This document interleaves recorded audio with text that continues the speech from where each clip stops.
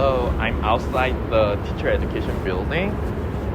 To be honest, I don't know whether I can say I'm outside the teacher education building because I'm on the stair, which is connected to the teacher education building. Yeah, I'm outside, but this part is also one of parts of teacher education building. So I can say I'm a part of, or I'm within, I'm by the TV. Yeah, today I will do the interview with TV. At first glance, it sounds very ridiculous that I conduct the interview with this building because this building cannot say anything. But if we think about like the relationality and try to make the boundary blur between me and the building, it could be possible to conduct the interview with this building. Because if I am a part of like this building, the messages, the insights, the thinkings, the feelings, the emotions, or the gas that I get from this building can be ongoing process of the interview. I'm just right in front of like the teacher education building, and the most interesting thing that I can see is welcome to the number 1. Congratulations, number 3. Yeah, recently we got a good news about our School of Education ranking, like curriculum and instruction, number 1 program in the nation, and School of Education, number 1 in the nation, and number 3 elementary teacher education program in the nation. Yes, it is a good news, but whenever I get that news and whenever I see our members like they're delighted with that result, I feel very uncomfortable because the reason why I came to this department is its radicality. Like they always like try to resist like the hierarchization, standardization, liberalization of education, but at the same time they cannot be free from this ranking system. This ranking makes us keep thinking about like who is better, who is worse, what is better, what is worse, and they always like make us participate in the competition in the name of best university, best education institution. So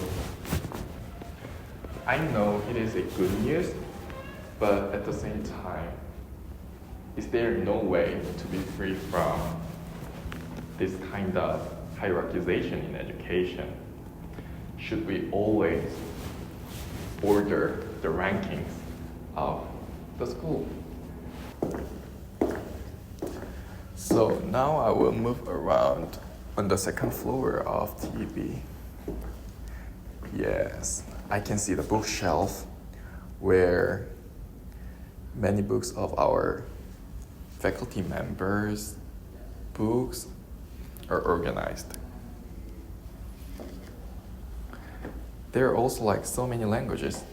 Of course, English, Korean as well. Korean, English, like Chinese, Spanish. Whenever I think of like the diversity of our department, it is so interesting. Like the curriculum studies people like who are working on like the theories like very rigorously in education, and like the people who are doing like learning science. And very interestingly,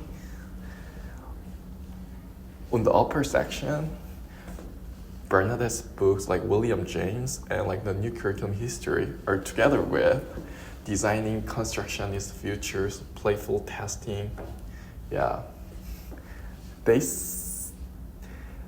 from like the outside perspective, they are all like education research, but we know like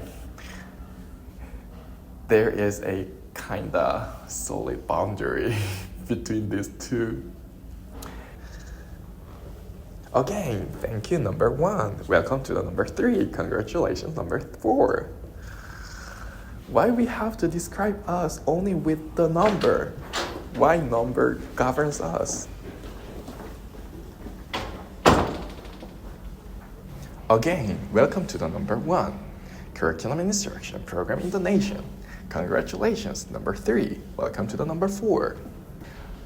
There is an interesting picture or drawing titled The Spirit of Learning.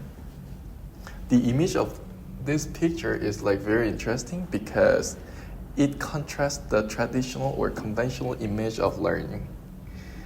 They seem very free. Whenever I at least imagine of learning, students are sitting down, reading books very quietly in a disciplined way. But this picture shows me the free soul, but at the same time, they keep holding the books. I don't know. That's why it is very interesting. This picture tries to kind of challenge the conventional image of learning, but at the same time, it doesn't challenge the authority of knowledge. Yeah. I think our department likes the abstractionist pictures. I don't know whether it is the American institutional's characteristics or our department's characteristics. Because in our building, there are so many abstractionist traditions, artworks hanging on the wall, and for me, it is also a sign that our department tried to transgress the boundary we made artificially before and tried to make this boundary blurred. So this kind of educational philosophy or educational the trend is materialized into this kind of abstractionist pictures, drawings. I don't know, it is just my guess.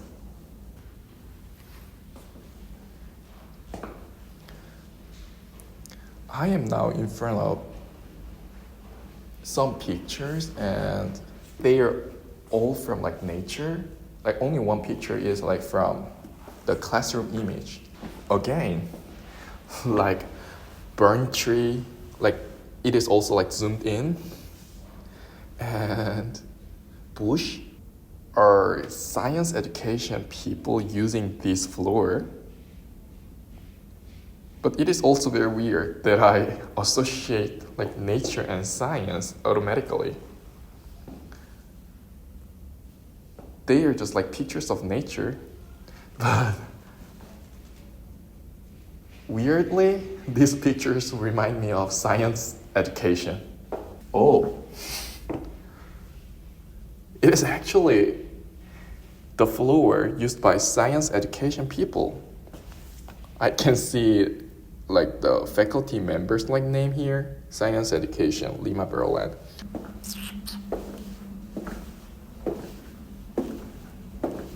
Another bulletin board, number 1. Points of pride ranking. Number 1, study opera participation. Number 1 in Peace Corps. Number 1, doctorates granted among U.S. universities. Number 1. We are all number 1. The other day, a professor said universities always make some kind of fields that they can be ranking 1. For example, ranking 1 of the most happy students. I find that question so weird and funny. Community space independently. Is community space not a place where we spend time together? We need dependency, interdependency, or caring each other in the community space. Community space means make a community. But why we have to be independent in this community space? I don't know. Why we keep being obsessed with being independent in our society, in education?